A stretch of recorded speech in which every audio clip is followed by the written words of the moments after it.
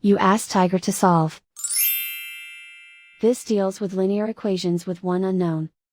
The final result is x equals 2. Let's solve it step by step. Simplify the expression.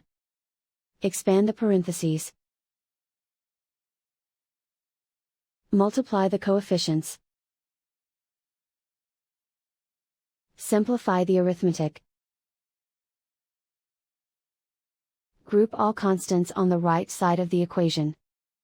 Subtract 6 from both sides. Simplify the arithmetic.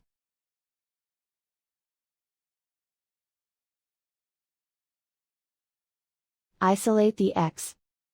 Divide both sides by -12. Cancel out the negatives. Simplify the fraction. Cancel out the negatives. Find the greatest common factor of the numerator and denominator.